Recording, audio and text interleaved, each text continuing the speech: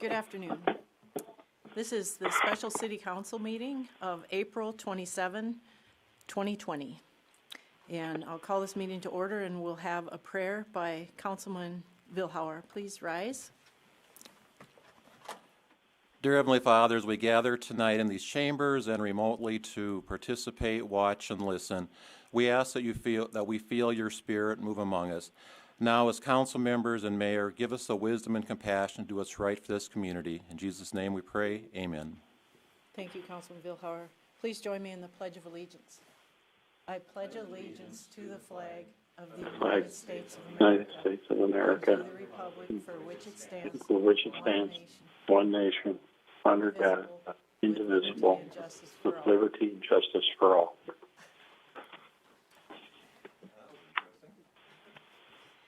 Someone got us off a little bit.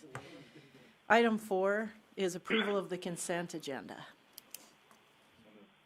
Second. I have a motion by Hoyer and a second by Rademski. Any discussion? All right, we will need a roll call vote. Kristen? Okay. Albertson. Aye. Bueller. Aye. Hoyer. Aye. Pauline. Lallam. Aye. Manti. Aye. Rademski. Here.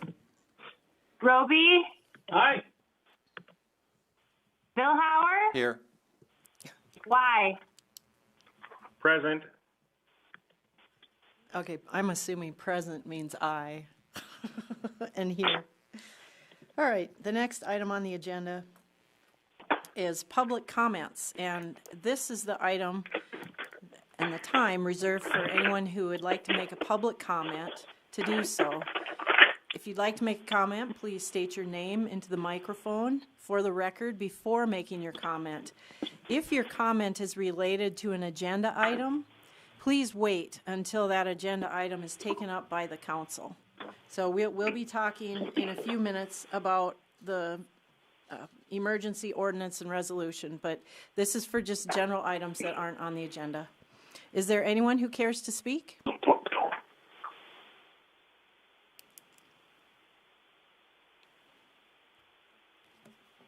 All right, seeing none, I'll close the public comment period and look for approval of the agenda motion. So moved. Motion by Vilhauer and a second by Hoyer. Any discussion? All those in favor signify by saying aye. Kristen, roll call vote, please. Albertson. Aye. Bueller. Bueller. He's having trouble. Okay. Hoyer. Aye. Pauline. Lallam. Aye. Manti. Aye. Rademski. Aye. Roby. Aye. Vilhauer. Aye. Y. Aye. Motion carries. All right, thank you.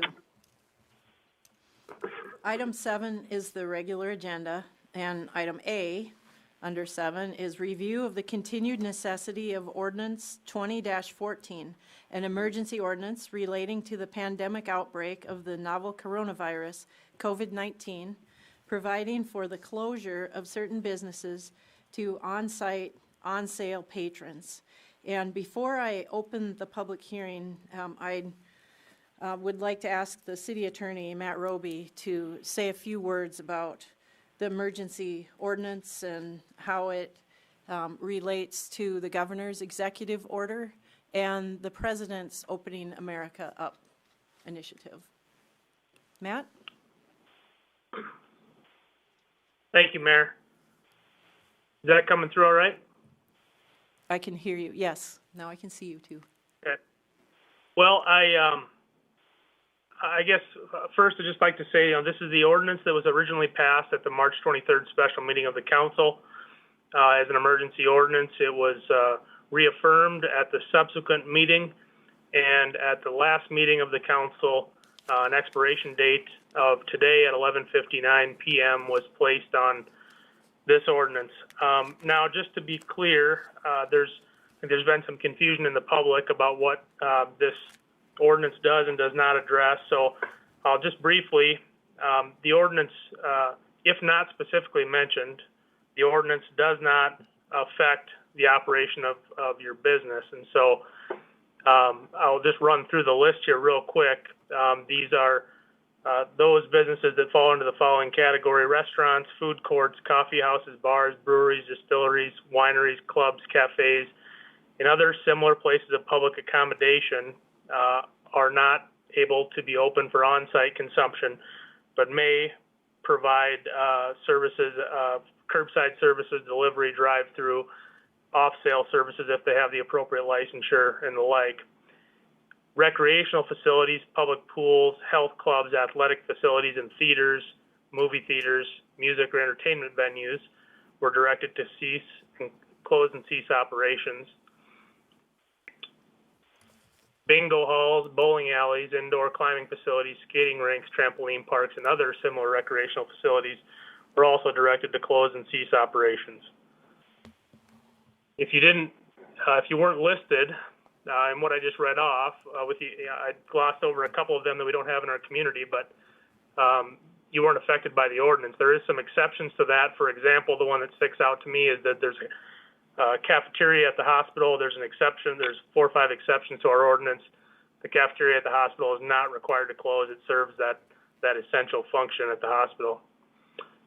Now, comparing what we have done with what the governor's executive order has done, essentially all the businesses that our ordinance regulates would fall under what the governor's executive order calls, quote, enclosed retail business that promotes public gatherings.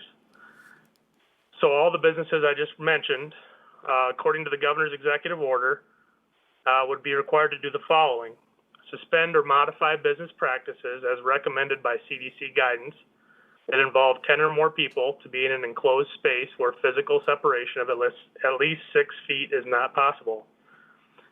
2, consider offering business models that do not involve public gatherings, including takeout, delivery, drive-through, curbside service, off-site service, social distancing models, or other innovative business practices that do not involve public gatherings in an enclosed space.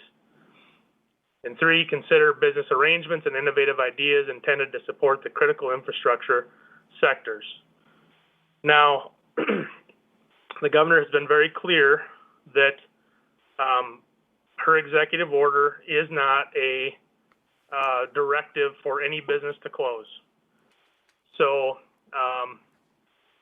there's some language in there, suspend or modify, for example, that basically it gives businesses the ability to implement the CDC guidelines to the best of their ability, but there is no enforcement mechanism. And when asked about that, the governor didn't really have a direct answer. Basically said the enforcement would fall under any authority she might have. So enforcement of the executive order without a local ordinance would be difficult.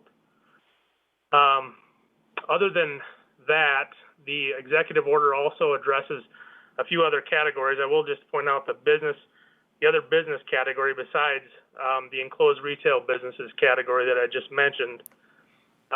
There's a category of for all employers, for-profit, not-for-profit. And essentially there's a list there of regarding implementing CDC guidelines, encouraging telework, innovating, et cetera. So I just wanted to give kind of a brief overview there of how the two actions differ. I mean, I think it's long and short of it, I guess, is that our order goes above and beyond what the governor's executive order does, in that it actually has an enforcement mechanism and actually directs businesses to close. And so that is kind of where we stand today. As many of you are probably aware, the governor has indicated today that there will likely be a new executive order or a modification of this executive order or the like within the next couple of days that will, at a minimum, address, it sounds like, what she's stated, that's it's going to address kind of getting back to normal, quote unquote, what large venues and large events should consider, as well as some directives towards the healthcare community as far as elective procedures. As far as Trump's guidelines go for opening up America, I think I'll pause here a second unless anybody has any questions on that, but those guidelines were specifically directed towards states and regions, and I think that the governor has a task force that's looking at how those should be implemented in South Dakota, but keep in mind that one of the premises of the one of the premises of the president's guidelines is that the state was closed, and the governor in our state never did that, and so we're essentially already past the starting line when it comes to Trump's guidelines. So I guess I would like to wait until the governor has an opportunity to digest that and indicate what that means for South Dakota. Thank you. Councilman Vilhauer? Matt, I've lost track through all this, and if you don't know the answer, I respect that completely. What does Sioux Falls have in place now? In other words, do they have something special down there, or are they essentially following the governor's executive proclamation, the current one, and whatever the upcoming one might be? I can't speak to what an upcoming ordinance might be. I do know generally that what they have in place currently is generally consistent with the governor's order, but with the exception that the governor's order, again, doesn't provide for any hard regulations, doesn't provide for any enforcement. And so what cities have done that have tried to hew their ordinances to the executive order have basically taken the executive order, turned it into a directive rather than a shall consider, have turned it into a shall, period, and implemented enforcement mechanisms. And so I know that Sioux Falls has 10 or less people in a business unless there's a certain square footage, that sort of thing. So essentially following the governor's executive proclamation then, I think is what I heard you say. Yes, essentially. Okay, thank you. Councilman Roby? Go ahead, Councilman Roby. Matt, I understand your explanation. I've actually talked with a councilman up in Sioux Falls, and I agree the reason why they basically codified, if you will, or put in ordinance form what the state did was it gives them some enforcement, if you will. It makes it official within the city. If we were to change and adopt the governor's plan, if you will, as it stands, just letting it go that way, we won't have any enforcement.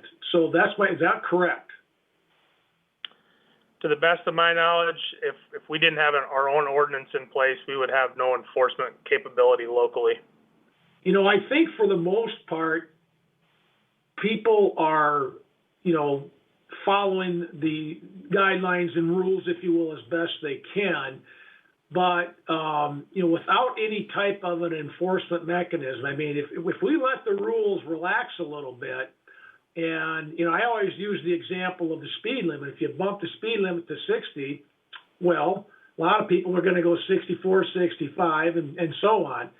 So I guess your thoughts on, relaxing the rules without an enforcement mechanism. If we've got a business or businesses that are, way outside the guidelines, and we certainly want to be penalizing people, but I think the reason why we've gotten to the point we've gotten is people that played ball, if you will, and trying to, get over this hump, or at least we gave us time to get prepared. So I think we've done a good job this far. But without a mechanism, that presents a problem for us. True. Anyone else want to say anything, council members, before I open the public hearing? All right. I just want, Beth Manty, Go ahead, Councilwoman Manty. just a brief comment on, Matt started to talk about it a little bit. I think we're all aware of the governor's plans for tomorrow. Mistress of timing is kind of a crazy thing, isn't it? So keeping that in mind, as we go forward, we may want to consider where am I? Here I am. What, if any, actions we might want to take that would tie into, based on, or what word am I looking for?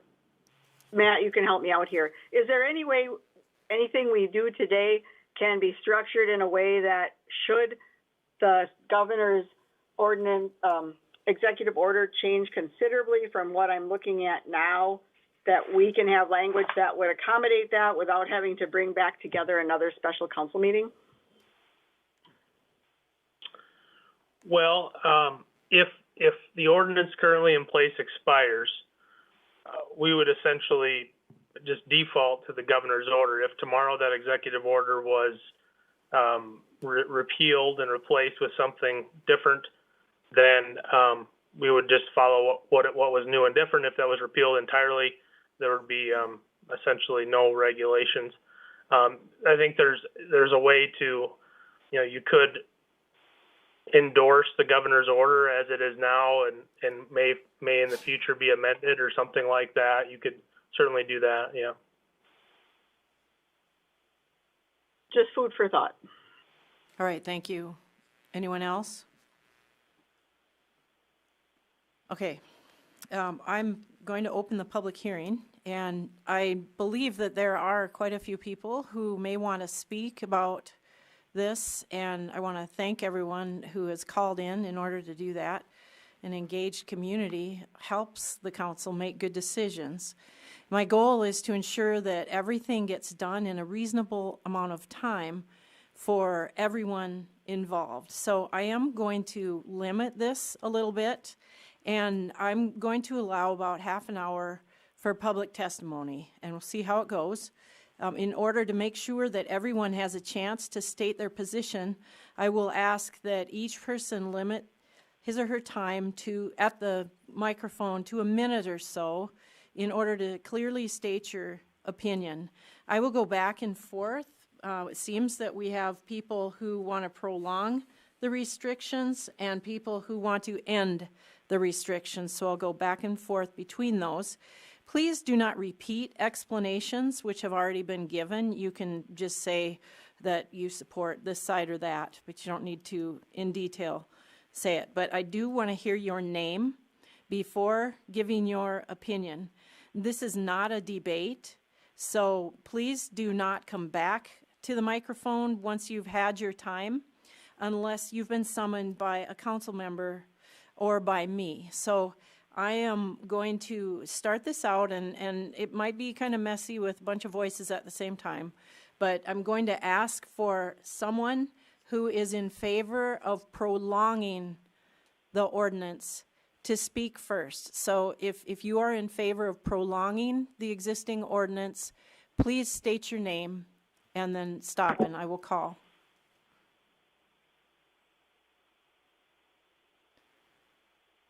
Is there anyone on the line that wants to prolong? Okay, then I'll ask if there's anyone who would like to end the ordinance restrictions. It makes me think that maybe there's, Okay, if yes. anyone was there, even if you don't want to say something, could you at least say hello so that we know that it's working?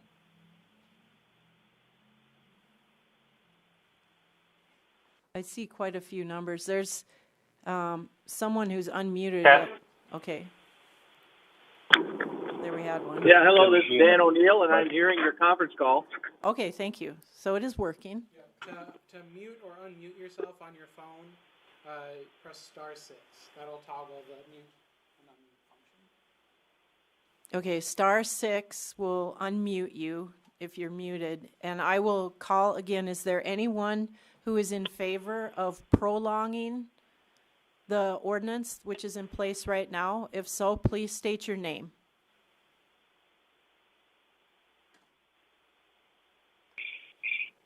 Hearing none, I will ask if there's anyone who wants to end the restrictions. If they'd like to speak, please state your name. This is Jackie Schaefer. Go ahead, Jackie. Hi, thank you. Thank you. I sent an email and you all responded. Thank you for doing that. I just wanted to make a couple of comments. First, when Matt was talking, I tried to take a couple of notes. And my question would be, based on what Matt said, based on what Christie said today, based on what the president said, and putting out his 3 phases, South Dakota, especially Watertown, South Dakota, should be in phase 3, I'm thinking. Based on that, we should be doing soft openings and letting the business owners, which Christie is doing, I'm thinking. Hello? What? Hello? No, Who am I speaking with? Jackie Schaefer is speaking. Please let Jackie speak. Is this the council? Yes, could you please mute your microphone and let Jackie Schaefer continue? Oh, hang on. *6. Hi, is this the line that we're waiting for to talk with the city council? This is still Jackie. Yes, Jackie Schaefer is speaking now. Everyone else should mute themselves by pressing *6. Go ahead, Jackie. Is this the line that we're waiting for to...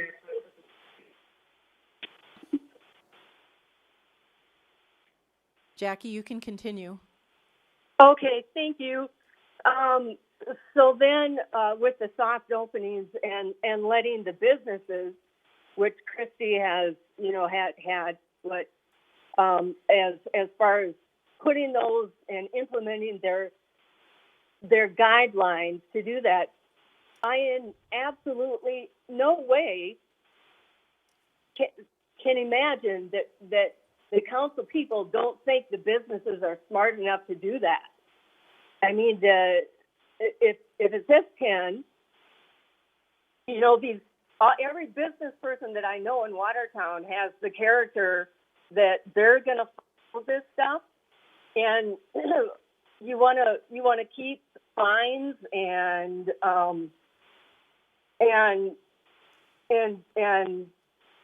different guidelines against them, to do it. I just think that's a disservice to our business community, to Uptown Watertown, to every business that has a building and has employees. They're smart enough that they can do it on their own without guidelines and fees and fines that the city councilmen want to put on them. Thank you. I'll send it back to you. Thank you. Is there anyone who would like to speak in favor of prolonging the ordinance? If so, please state your name, and you might need to unmute yourself by pressing *6. Is there anyone who would like to speak in favor of prolonging the ordinance? If so, state your name, and you might need to unmute yourself by pressing *6. I can hear that someone is unmuted, and if you're not planning to speak, please mute yourself by pressing *6. Okay, and now I will ask if there's anyone else who would like to speak in favor of ending the restrictions. If so, please state your name. And you might need to press *6 to unmute yourself.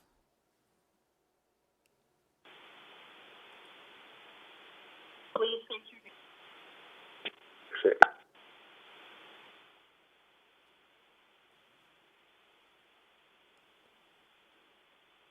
Is there anyone that would like to speak in favor of ending the restrictions? Please state your name.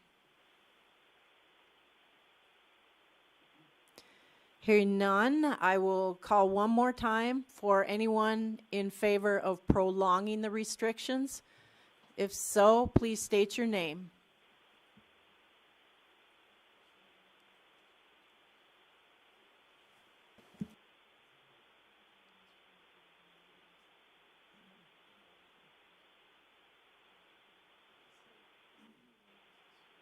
Okay, if anyone wants to speak pro or con, please state your name. Okay, I'm not hearing any, so Did I get one? Dan O'Neill, permission to speak. Okay, Dan O'Neill, you have permission to speak. Todd Flory. Oh, better let Don go. Dan O'Neill, permission to speak.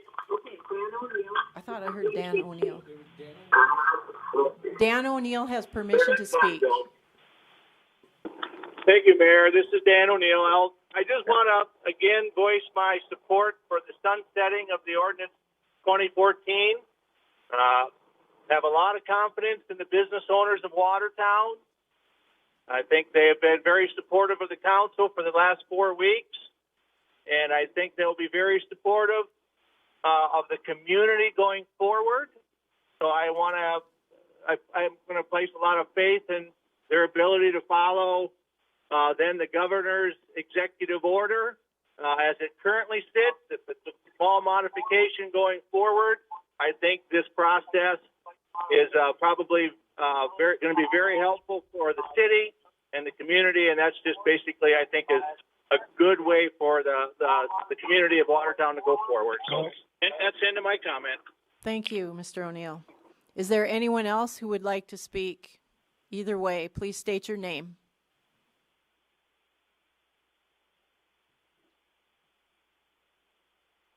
Hearing none, I'm going to close the public hearing. Councilman Vilhauer?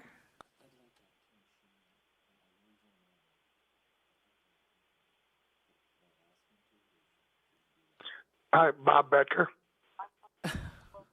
Okay, I will reopen the public hearing just because I think there's some confusion going on. Bob Bedker, is that what I heard? You have permission to speak.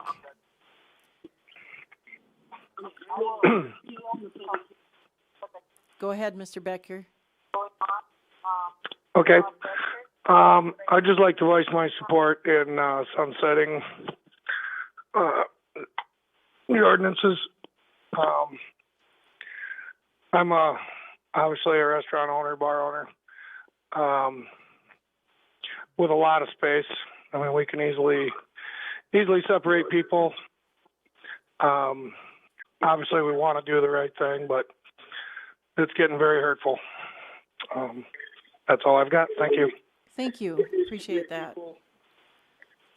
Is there anyone else that would like to speak? Please state your name.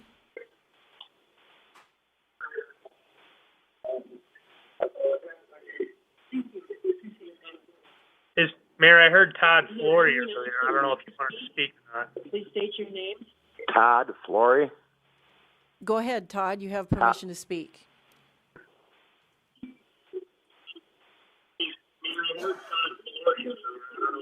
Todd Flory has the floor.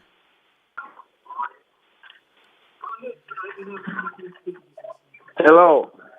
I am not in favor with continuing the current ordinance. I'm going to explain to you what I have done with my business. I have been very proactive. I have a clean and sterile environment completely in compliance with the CDC guidelines. I have closed my bar area with no seating and restricted all customers from sitting at any table. I have purchased 350 face masks, which will be available free to customers that request one. I have 5 hand cleaning stations throughout the business.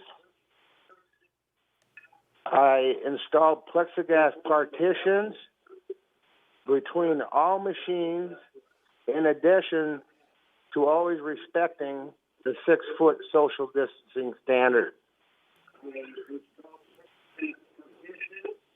This can be done, and the business owners of Watertown will do it and will respect the CDC guidelines or the executive order.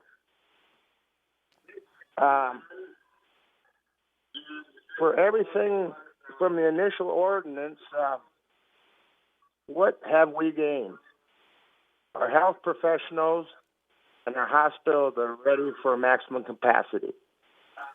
The hospitals, though, they have no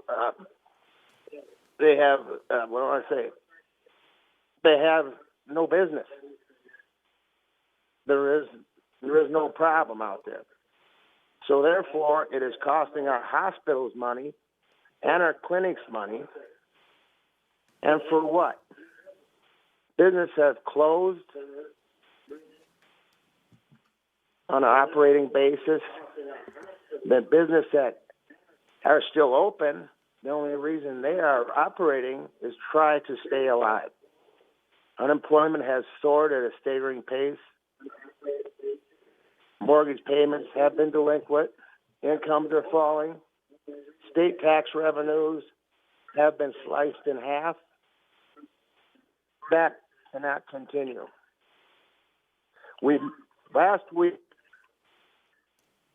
the council decided 9-1, which is a large margin, to change the current ordinance. That would be very difficult to get a majority of members to slide over and accept that ordinance. And it personally would make no sense. I believe, I'm trying to read here and talk at the same time. If council decided to draft a new ordinance, it would be time consuming and would end up reluctantly with the council members picking the winners and losers. There is a direct and justified solution that would move this process to the next stage. We can refer back to the guidance set forth by the governor of the state of South Dakota to follow the guidelines, the CDC guidance. The CDC guidance apparently has worked due to the business that were never closed. And these were large businesses. We're talking Hy-Vee, Menards, large industrial businesses with lots of employees. They have remained open. And we have not, thank God, had an incident with large-scale contamination. If there would have been, the contamination would come from these large groups of people. They walk next to each other.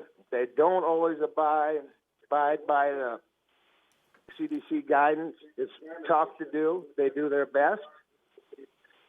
But you will not get a mass contamination ever from a barber shop, from a small casino, from a boat shop. You may get an occasional case here and there because that's going to be unavoidable. But there will never be a mass contamination coming from a small business. We have to trust in our business owners because they can do it and they will do it. And one last thing. You ever heard the saying that if you drink, don't drive? That's a very famous saying, very popular. Everybody around the world has heard it. Well, the same goes for COVID-19. Everybody in the world has heard it. They know the risks and dangers. They know if they're in high risk or they aren't in high risk. These are intelligent, independent people that can make up their own decision whether they like to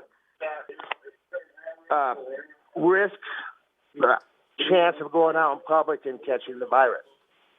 Let them make that decision, and they will do it.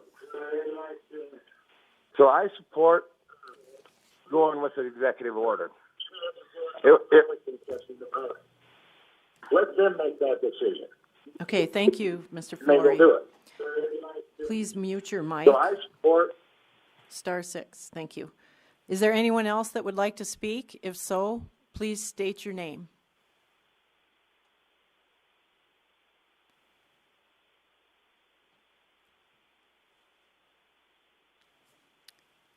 Hi, my name is Kayla. Kayla, what's your last name? Julius. Okay. You have the floor.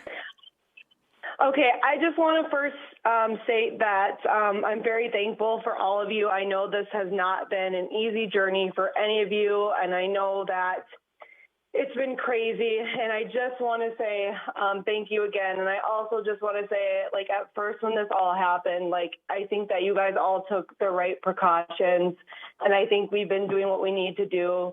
But I feel like now it's time to open up our community back up, and I feel like it's time to create maybe not what it used to be, but a new normal.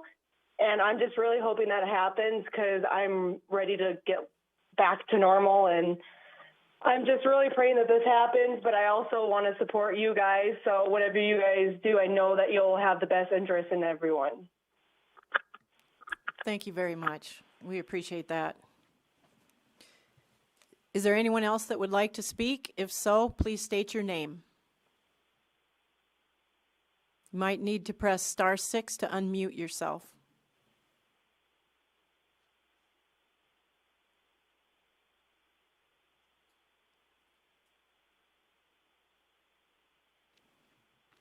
Okay, I'm going to go ahead and close the public hearing and entertain council discussion. Councilman Vilhauer?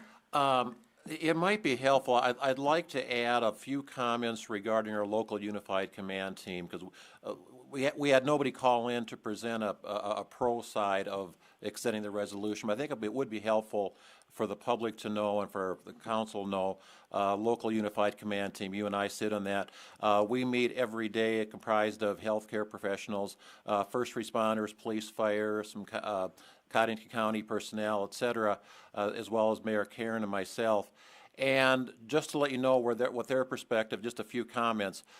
First, they believe, and I believe personally very much so, that the action that we took a month ago definitely did help or slow down the process here in Cottington County or in Watertown. I think, and I've heard comments to that effect too, that people are agreement of that. There is concern currently that what was experienced in Sioux Falls could migrate north, and I think that's still a concern of the healthcare professionals. And I shouldn't be necessarily quoting people, so I won't, but just try to recapitulate some of the comments. I think our healthcare community is poised if there is a surge, and there still seems to be that feeling that a surge is coming, probably along the governor's timeline of sometime mid-June. But the feeling, I think, among the healthcare community is that they are in a position to be able to handle that surge at that time. If I were to poll the group as a whole, I think the majority of the group, not all, because I am on that group, the majority of the group would be in favor of continuing the ordinance in some fashion going forward. So I think that gives you some perspective of the unified command team that has been working with this on a daily basis. Thank you, Councilman Vilhauer. I think that's correct, and part of the concern on the unified command team, particularly with the medical providers, is the testing availability. We're only testing people who meet criteria. We're not testing everybody we'd like to test, and in order to trace where it's coming from, you have to be able to do a lot of testing, and we're just not there yet. But they acknowledge that we may never be there. So something to take into consideration. Other council members wish to speak? Mayor. Councilman Holeen. Thank you. I guess I'll just start the conversation. I will not be making a motion tonight. I would like this ordinance, this resolution to end, as we discussed last week.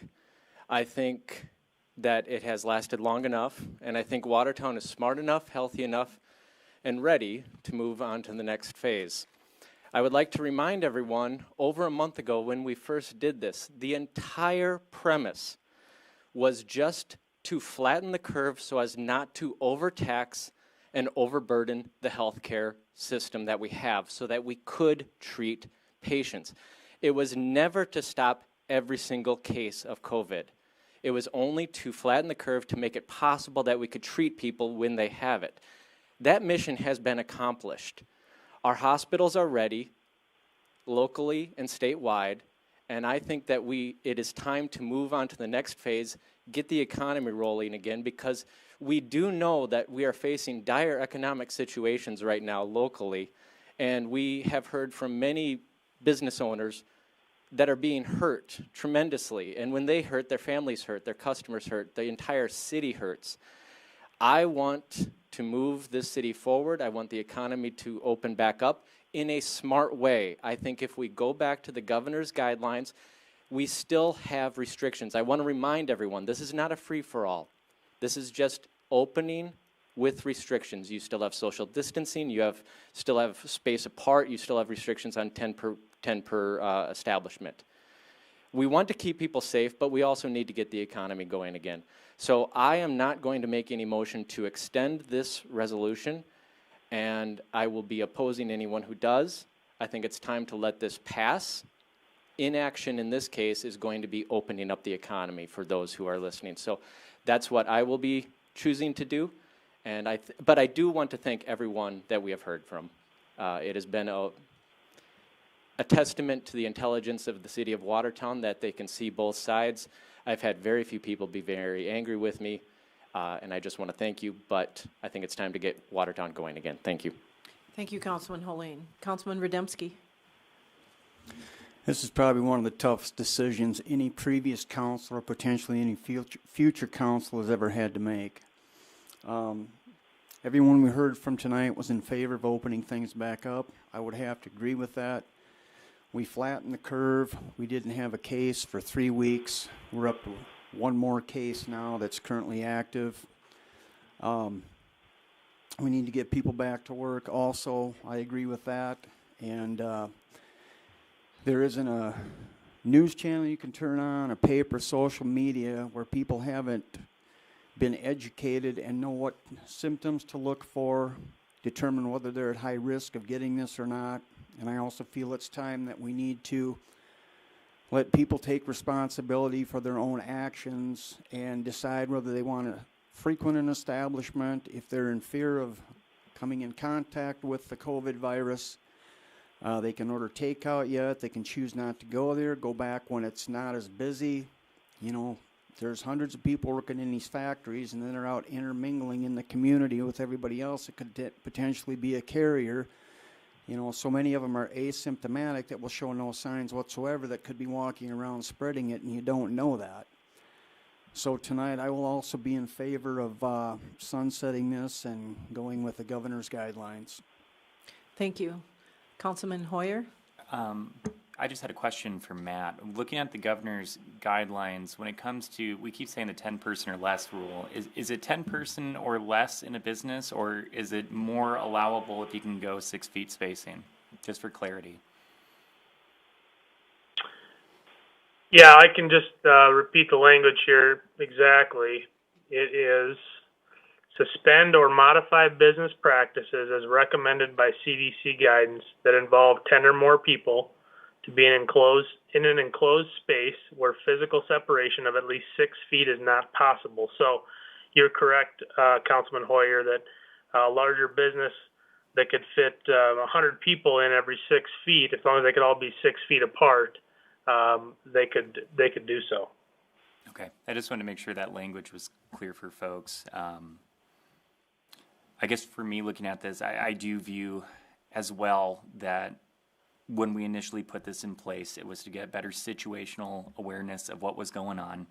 We needed 2 weeks to pump the brakes, see where we were at. We had our first case at the time, and I'm not sure if everyone remembers this, at the time, a month ago, COVID had a very different story being told to everyone, and we were still learning about it. So it was an incredibly taxing time emotionally for a lot of people, and just try and get a better perspective of what was going on. Well, we took those steps, and they were big steps. They were unprecedented steps that I don't know that you'll see something like that again in a long time, and hopefully we don't. But it was to see where we're at, and that whole time we've managed to keep numbers down despite many of the situations where you don't see the CDC guidelines followed to a T. You still see people way closer than 6 feet in some of our businesses, but we still didn't see the massive uptick. And yes, we don't have perfect testing right now, but we also don't see the hospitalization numbers either.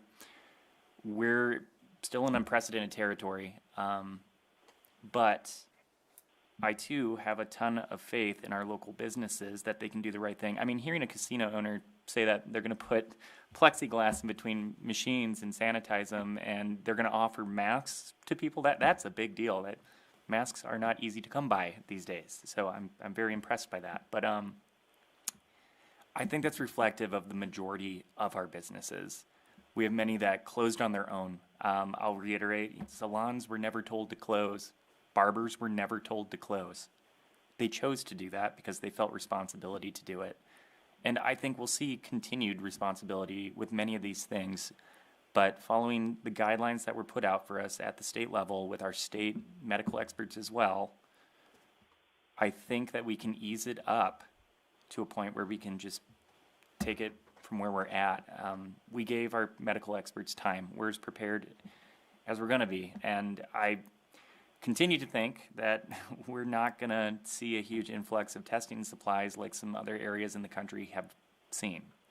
So we need to common sense approach this, take plenty of public responsibility for your actions and where you might endanger others. Now, I may lean towards putting some teeth in the governor's ordinance. I think there is some positivity to that, not because I don't trust our businesses, but if you have a massive abuser and it becomes a public health situation, it's concerning if there's no mechanism there to ensure we don't overstep. And overstep being the business oversteps endangering people, because there's such thing as endangerment. But yeah, as of right now, letting this ordinance sunset, I think is the most appropriate thing. It served its purpose like it was supposed to. And we've gotten ourselves as far as we're going to get with it, I believe. But again, practice social distancing. If you are at risk, don't put yourself at risk. Continue to do that. I hope our nursing homes continue to keep lockdown mechanisms in place. I think that's a big part of why we haven't seen this be as catastrophic in our community, because they took measures way ahead of everyone. So let's continue to do those intelligent things. And I think we can hold it together as a community. So, thank you, Councilman Hoyer. Councilman Albertson. Mayor Karen. Yes, go ahead, Councilman Albertson. Thank you, Mayor. Last week when I voted no on this issue, it certainly wasn't that I didn't want the city to open up. It was that I really wanted to have assurance from the medical field and others that we were ready and that things are going to be prepared for that. Well, I did have the opportunity to listen to Thursday's session that you have, and Friday's session. I was a part of that with the command group. And although I heard the medical field wishing to have another 2 weeks or 4 weeks or 6 weeks, I also heard the medical field say that they were ready, and if something happens, they can take care of it. After that, I was careful about talking to several doctors and just saying, what do you think, And I didn't have any doctor say that they love the idea of opening the city up again. But what they did say is the ones I talked to said they believe that it needs to happen. And so I can tell you that although I voted no last week saying we needed 2 more weeks, I think 1 more week has convinced me that Watertown is ready to take a step. And I hope it's not a full step. I hope it's a half step. But I think we're ready for that first step. And so I would certainly like to see this sunset happen tonight. Thank you, Councilman Albertson. Any other council members? Mayor, Adam Lallam. Councilman Lallam, go ahead. Thank you. Couple things, as Dan was just talking about, we did do 2 different council meetings with the Unified Command team, with half the council on Thursday, half the council on Friday, so that we did not violate any open meeting laws. I myself also talked with Dr. Michael Wilde, the Chief Medical Officer from Sanford and Sioux Falls, who has been dealing with obviously more than a few COVID-19 cases down there to get his just some advice from him as to what they're doing, as well as what his recommendations are and things of that nature. A couple of things that he stated to me, and he did give me permission to actually let the public know, so because a lot of people were thinking that we weren't listening to what the medical people were talking about. He did state, he said there needs to be a balance of businesses being open, people taking their distance, using their isolation if they have to, the people that have medical issues, weakened immune systems. But at the same time, he said, if you are going to get it, he's like, and there'll be numbers that'll never know that they had the virus. If they are going to get it, the time to have it is over the summer, where you can go outside, you can open your windows, you can clean and disinfect and be able to soak in some of that the nice sunshine and help get through that system, versus getting it, say, November, December, when it typically is colder and you don't have a chance, you're stuck inside, and you tend to have usually a weaker immune system. And basically, a couple of the items they said is they're looking at about 6% of the people that potentially have COVID-19 that would end up being hospitalizations, which obviously, the worst case would happen is, someone obviously passing away from that virus. But we have 127 beds that are available to us in our community, which would mean that approximately 2,000 people or 2,200 people would have to have COVID-19 to the point where we would fill our beds at that 6% rating, which, looking at CDC guidelines, it states around 5%. So I think we're all in line there. And I have the utmost respect for everyone that's in the medical field. I don't take any of their views lightly. I'm just simply trying to figure out, are we being too cautious? Are we not? I think we made the right decision at first because of the unknown information that's out there on this virus. But now that we have gotten more indication out there, what it is, what the possibilities, what kind of damage it does, and we have given our medical professionals additional month to month and a half, depending on when you look at it, to try to get through that. I feel that we're ready as community, and our community steps up and has always done what's best for our community.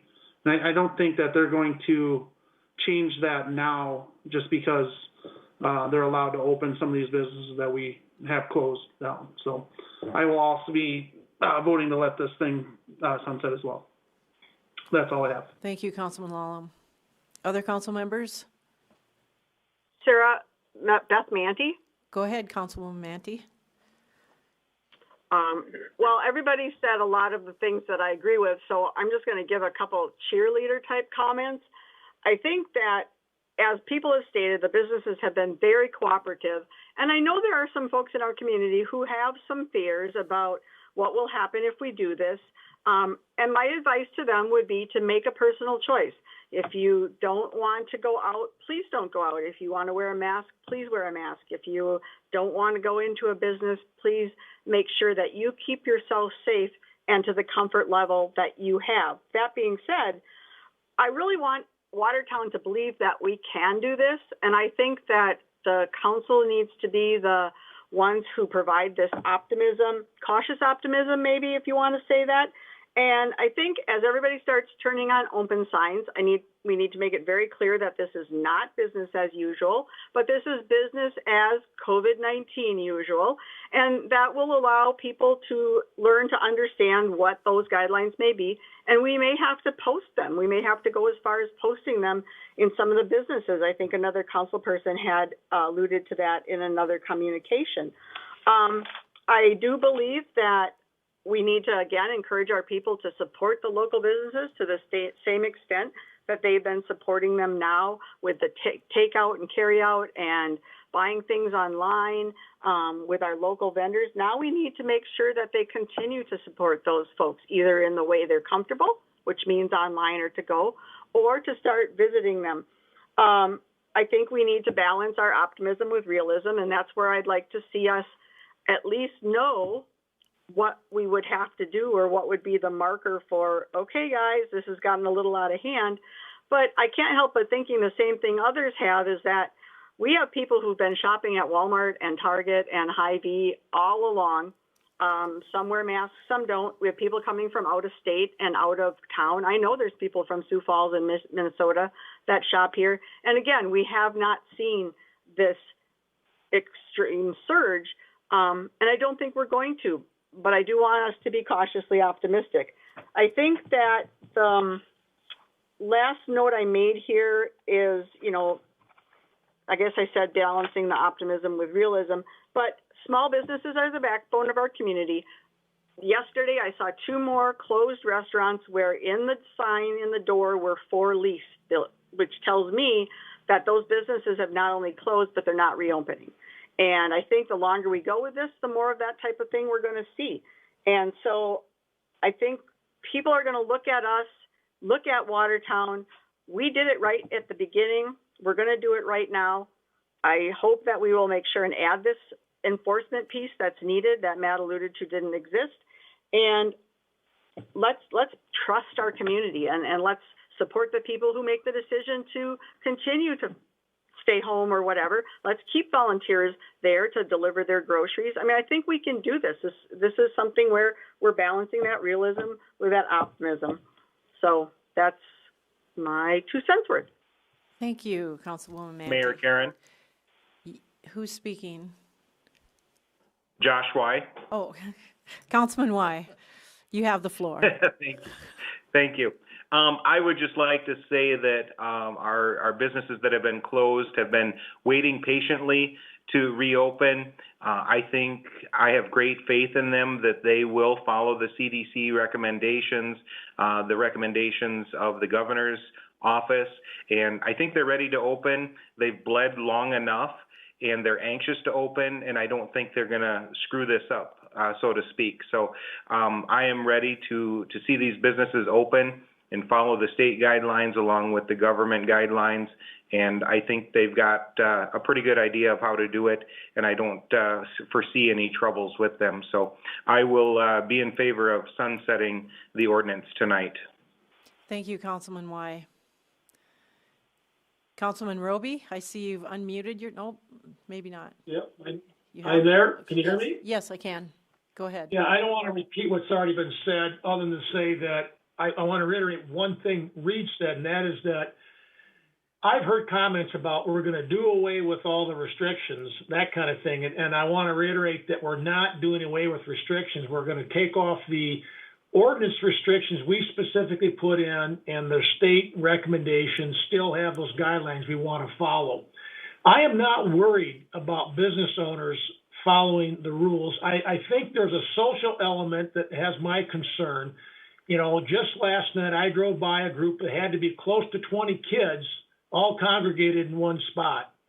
And although the contagion is much less outside, as I've been instructed, we still have to follow that on the social side as well. And I think that's, quite frankly, where I have a few more of my concerns.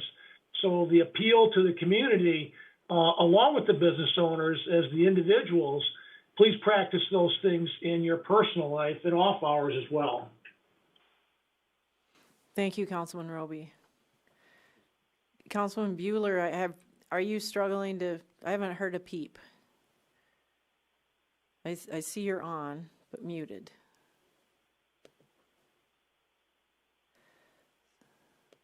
So maybe he's struggling, or maybe he just doesn't want to talk. Councilman Vilhauer.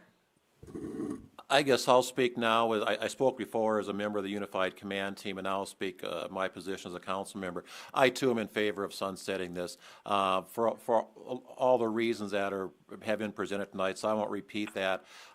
We can't leave these businesses twisting in the wind out there. We just can't let that happen. I trust them to do the right thing. I trust people to use their judgment, whether or not they should be going out to frequent these businesses. But we've got to trust them to do the right thing. But I will put a caveat in there. If we let this sunset and all of a sudden we see a spike, and I'm not sure how we would define that spike. If all of a sudden we see a spike and we sense it's because businesses are not doing or people are not responding the way they should, we need to let it be known that we as a council are ready to step in again and put on another ordinance. I would hate to do that in an ordinance with some enforcement provisions, but we need to be prepared to do that in case we do see a spike at some point down the road. So even though I'm a member of the Unified Command Team hearing the medical profession on a daily basis, I too am in support of letting this ordinance sunset. Thank you. Is there anyone? Mayor? Bruce Bueller, can you hear me? Councilman Bueller, yes, I can hear you. You have There, the floor. there we go. Experiencing a few technical difficulties here this evening. I would very much so agree with Glenn regarding a caveat to put this back in place. I think it's something we're going to have to really keep an eye on and see how this all works out. And I trust that people have the right intentions and personal responsibility to make this work. I think it's very important for this group to safeguard our citizens, that's for sure. So I think we need to really keep a close eye on how things are going and reevaluate this at certain intervals and make a decision whether or not we want to put the ordinance back in place. So it's going to be incumbent on those folks that are going to abide by the governor's proclamation and to stick with it. And we just need to stay on top of it and reevaluate. But I am inclined also to let the restriction lapse this evening. Mayor Karen, it's Beth Manty. Go ahead, Councilwoman Manty. Thank you, Councilman Bueller.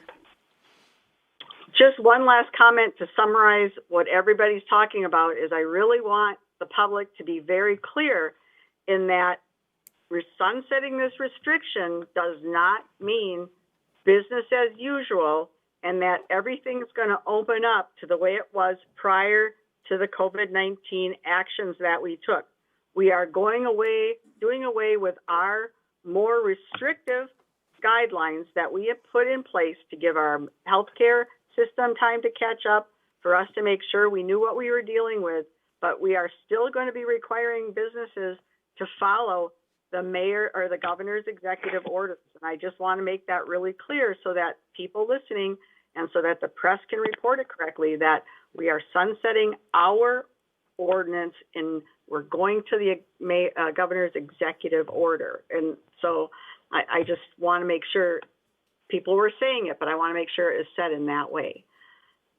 Thank you, Councilwoman Manty.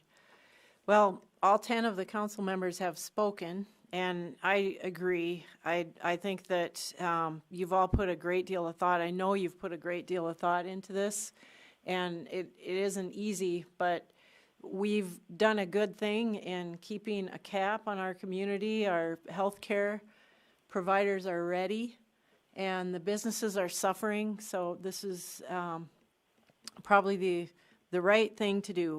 We will probably never know, but it appears to be the right thing to do. And if the council takes no action tonight, if there's no motion, that means that the restrictive ordinance that was passed will sunset and will no longer be in effect after midnight tonight. And so if I don't get a motion, that's what that means. If I do get a motion, then we'll entertain it. Does anyone wish to make a motion?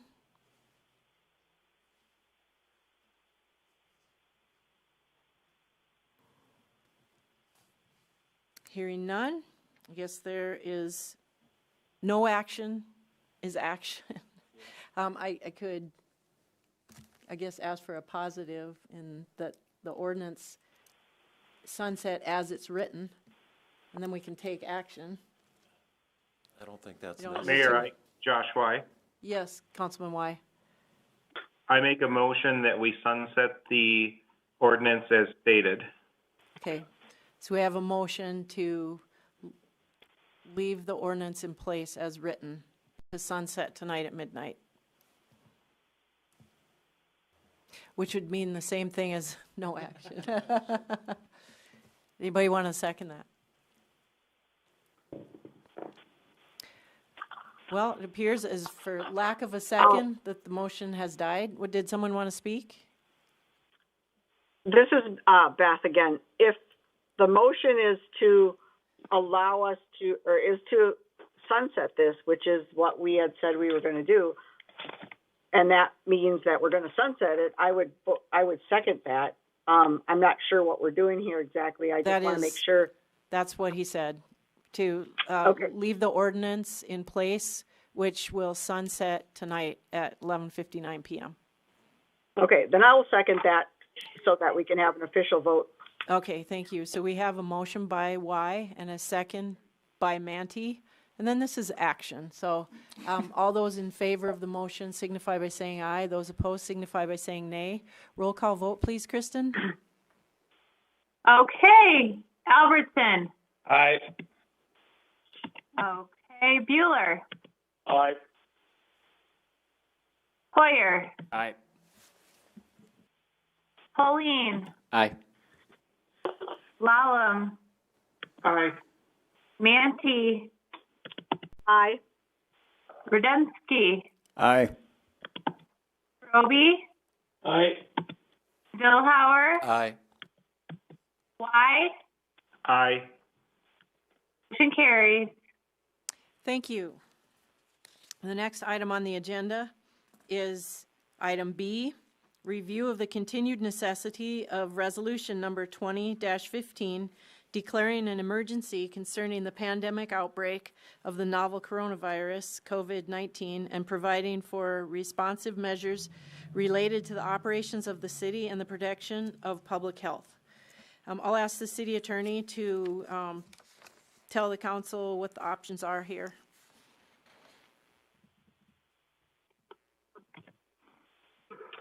Thank you, Mayor. So this would be similar to the last item in that no action would just continue the current resolution, or there could be some sort of action to affirm the continuance. Essentially, this relates to our own internal operations where we've closed closed our city-operated buildings to the general public. I've encouraged teleworking and given the mayor the ability to make those adjustments to the personnel policy, and encourage the citizens to follow CDC guidelines. It also gave the mayor some authority to immediately implement additional emergency measures. I know that was added before the council took action on the ordinance that's going to expire tonight. So that's the gist of what this resolution does. It also just declares a general emergency, which doesn't have a whole lot of meaning necessarily legally for the city from a city's perspective, but we went ahead and did that. So, thank you very much. Any council discussion? Councilman Vilhauer? As I recall, this is to be reviewed at every council meeting, correct? Yes. So we'll be discussing it next Monday. To me, it's important that we still make a statement that we're taking this seriously. And as you pointed out, Matt, it doesn't do any harm to businesses in the community. I'd be inclined to just leave it as is for the time being, because I think it is important that we make the statement that we're not over this and we're taking it seriously yet. Thank you. Councilman Hoyer? I'd piggyback on that too, saying that we should keep it around just because it does provide decisive action in the event that something severe does happen. I think it's important that we keep that measure in place, continue to review it every meeting, but I think having us keeping an eye on things and taking all of it to heart the whole time is important. So I'd say continue this resolution. Thank you. As it. Yes. Okay. Councilman Lallam, I see you're unmuted. Is that a request to Yeah, I speak? just had a question for Matt. Is there a sunset date on this ordinance? I don't believe. Let me just double check here. There is not. No, it continues until the council specifically repeals it. Okay. Yeah, I'm looking at this. I mean, it's still up to us whether or not we want to have our buildings open. We still allow people to come in based on, making a, time and set an appointment, things of that nature. So I'm okay with that staying as it is. All right, thank you. Anyone else wish to speak? Councilman Holeen? Thank you, Mayor. I just wanted to say we just got done praising the wisdom of business owners in town to take safe precautions and do what's right. And I think this is basically just allowing the mayor, as in you, to do likewise, to take responsibility for those entities and personnel that are under your direction. And I support that because we still are in uncertain times. So I would support. Right, thank you. Anyone else? Does anyone wish to make a motion? See none, we will move on to item C, which is council approval of application for Federal Aviation Administration grant funding in the amount of $1,049,638, authorizing the mayor to sign all applicable documents. So moved. Have a motion by Holeen. Second. A second by Holeen. I'm sorry, those Second. virtual people are losing Albertson. out big time every time. I feel bad for you. And I would like City Engineer, Public Works Director Von Eye to explain this. Yes, thank you, Mayor. So before the council tonight is an action to approve an application to the FAA, the Federal Aviation Administration, for grant monies that Watertown is eligible for in the amount of $1,049,638, as the mayor indicated. Where this money is coming from is as part of the CARES Act, the Coronavirus Aid, Relief, and Economic Securities Act that Congress passed here recently. In that act, they have provided approximately $10 billion to assist airports nationwide. It's obviously an industry that's been hit very hard with the coronavirus pandemic. The intent of this money and why it's being kind of expedited to the communities is to get an infusion of cash into the economics of each community as quickly as possible. So we're seeing some pretty quick turnaround times and some real fast-paced discussions going on with this money in relation to its use for airport purposes. The airport board met last Friday, and they voted unanimously to support the council's application for these monies. Ahead of that meeting, we had some internal discussions with staff and with the mayor and our consultants on how to best infuse this money into our city budgets.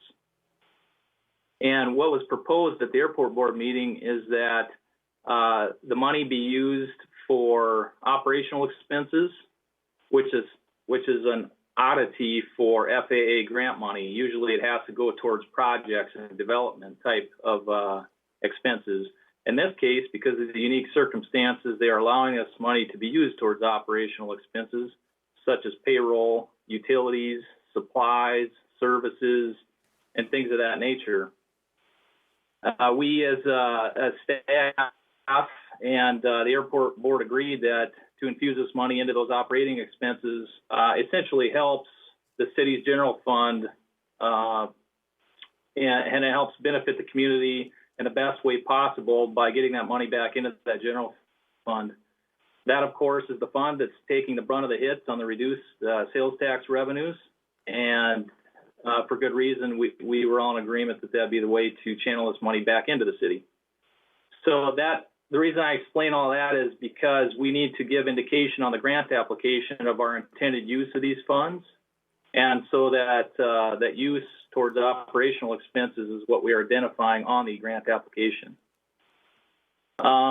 Let's see, any other highlights here to mention? I don't believe Todd has called in. He can chime in if he has. He had some family emergencies come up, so he's unable to be on here with us tonight. And but I'd be glad to help field any questions that the council might have and discuss this any further. Thank you. Councilman Vilhauer? Heath, as I recall, there's what, a 4-year period that we've got to use those that grant money. Is that correct? That's correct. And we anticipate the progression of our use of this, what we anticipate at a minimum would be $400,000 per year for 3 years and get it used up well within that 4-year window. Heath, do you want to address, because I listened in on that meeting on Friday. There was some discussion or some concern on the part of a couple of the airport board members about if we designate this for operating expenses, that mean it cannot then be used for projects such as the fuel farm out there. Do you want to address that conversation a little bit, Heath? Yeah, absolutely. So this money, just to be clear, it can be used towards development and projects such as fuel farm expansion that's been recently brought to the attention of the city as a need out there. But those requests for funding go through a little bit more rigorous process and getting reimbursed for the monies out of this grant, which is all the more reason why staff and the airport board rested on agreeing to put it towards the operational expenses. And infuses that money back into the community the most streamlined way that we can. Now, with that being said, what I helped explain to the airport board on last Friday, because they did have some concern that they wouldn't have this money or any of these funds available for some capital improvements. One way to look at that, though, is, the better we substantiate the general fund, the better we supplement the general fund, because again, that's the fund really getting hit. The more stable and more protected we help keep that capital improvement fund of the cities. And that I didn't give any guarantees to the airport board about spending capital fund on the tank farm expansion, but I think the logic made sense to them. They understood if the capital fund is preserved and we don't have to start doing one-time draws from there or any kind of ordinance to allow for that on a temporary basis, it helps keep that capital. And we do have solid funds in there to help continue to perform airport improvement projects like the tank farm expansion. So all is not lost by putting this money into the general fund. And for operation expenses at the airport, we do still have the capital fund strength and security in those monies that this helps to reinforce all the more. Thank you, Heath. Thank you. Anything else? Any other questions from council? All right, I'll look for action. All those in favor signify by saying aye, and those opposed signify by saying nay. Roll call vote, please, Kristen. Okay, Albertson. Aye. Bueller. Aye. Hoyer. Aye. Pauline. Aye. Lalum. Aye. Santee. Aye. Radensky. Aye. Roby. Aye. Billhauer. Aye. Y. Aye. Motion carries. Thank you. The next item on the agenda is old business, and I would like to bring up the fireworks event, which was just canceled for the Redland Center fireworks celebration that occurs on the eve of the 4th of July each year. And this year we've been delaying the beginning planning phases of that, not knowing what was going to happen. And this is an event which is funded by private companies donating money, and it occurs on private property. The property owner was really leery about letting an event where we invite thousands of people from all over the region to come to our town, and it's been a really fantastic event. We had to get started on it very soon in getting entertainers and vendors and ordering equipment and supplies and that sort of thing. And so after a great deal of consideration and consultation with the city council members and with the unified command team and with the planners of this event, we decided that it's better that we cancel this event altogether. Now, that doesn't mean that we won't be celebrating the 4th of July this year with fireworks. it does mean that that event at the Redland Center is not going to occur. But if there were someone who wanted to make a donation or a number of people that would contribute toward a different kind of event at a different location, we could possibly still move forward because there are a couple of months to do the planning. We just cannot have certain knowledge that we'd be able to invite people to congregate. So there's some unknowns. And a large part of the event was the ground activities, the food, the entertainment, the busing of people back and forth from various different parking lots across the city. So that event isn't happening, but something else could still happen. And the parade has not been canceled. And we don't know what's going to happen over the next 2 months. We may need to cancel the parade, but we're not going to make that decision right now. That's something that we can postpone a decision on until right beforehand. So if people are interested in having some sort of fireworks celebration in our community that would be different, please let me know. And I've already had a couple of people reach out to me and say that they are interested. So, you know, we can still move forward with this if the community wants to. So it will be required to have private donations, though, because at this time I just cannot see funding an event like that with tax dollars, knowing how slim we are going to be and tight with our budget this year. It's not something we normally budget for. It's not in the budget for 2020. So it's a new thing we would add to our budget if the city were to pay for this. So I guess if private folks out there want this to happen, please let me know and tell me how you're willing to help us with this. Is there any other old business? Councilman Holt. Mayor. Oh. I'll get you next, Councilman Lallam. Thank you. I was just going to say, because of course I looked after we opted to sunset, that's how this is old business, but I'm going to reiterate something that Councilman Holeen said again. Please, media, be very clear about what happened tonight. When I'm seeing a headline already that says the council allows COVID-19 restrictions to expire effective at midnight with no follow-up pointing to say that it goes to the governor's executive order, that's very unclear for some people, and you already see it popping up underneath it. It goes to the governor's restrictions tomorrow. So please be clear about that as you're pushing this out to the public. Right, and the governor's restrictions are in place right now. They'll still be in place tomorrow to follow those guidelines. Councilman Lallam? Yeah, thanks, Mayor. I was just going to ask if if we will allow the fireworks, can we do that on public property, i.e. another location that the city owns? Well, that's a really good question, Councilman Lallam, because it's something that I think it's okay to announce now that the council has approved the fireworks permit for this coming Saturday night. And I don't have all of the details, but that will be on public land. There will be a fireworks display put on by Lou's Fireworks for their vendors. It's something they do every year on private property.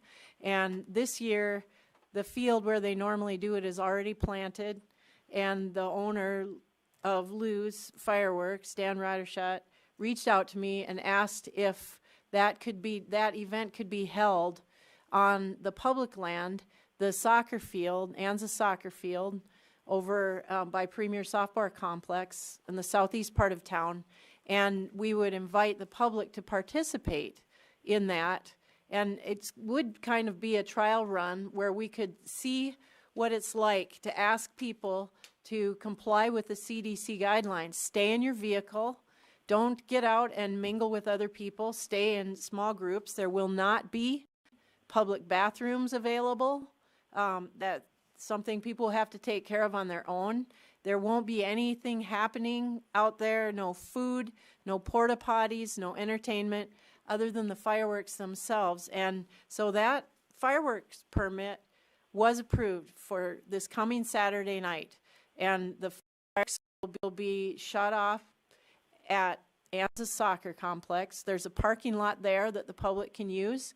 There's a parking lot across the street in the Premier Softball Complex that the public can use, and the public can park on public streets. So anywhere that parking is allowed. So I think that this, here's our test. If we can get through this in a civilized way without causing big snarls or problems or enforcement issues, then maybe we can move forward with a celebration for the 4th of July at that same location. It is public property. Anyone else have any comments or old business? Is there any new business? Mayor? Yes, Councilman Roby. This is Don, a little slow on the trigger for old business. Heath, just very briefly, anything new at Cherry Creek?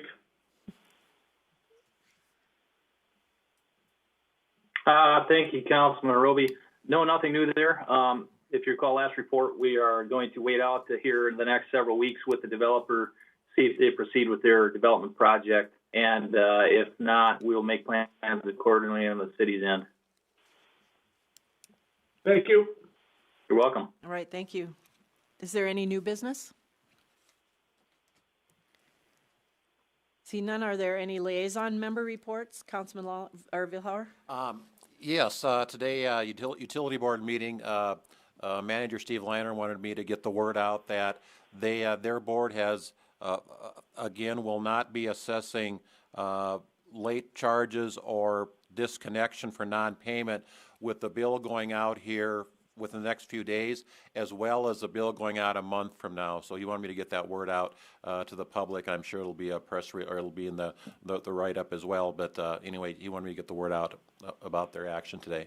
Excellent. Thank you. I'm glad to hear that. Are there any other liaison reports? All right. Any announcements? No announcements. There's no need to go into executive session pursuant to SDCL 1-25-2, and so we're on to adjournment. So moved. Motion by Helene. Second. Second by Vilhauer. I was looking at you online, folks. Roll call vote, please. Albertson, Aye. Bueller, Aye. Hoyer, Helene, Aye. Lallam, Aye. Manatee, Aye. Rademski, Aye. Roby, Aye. Vilhauer, Aye. Y, Aye.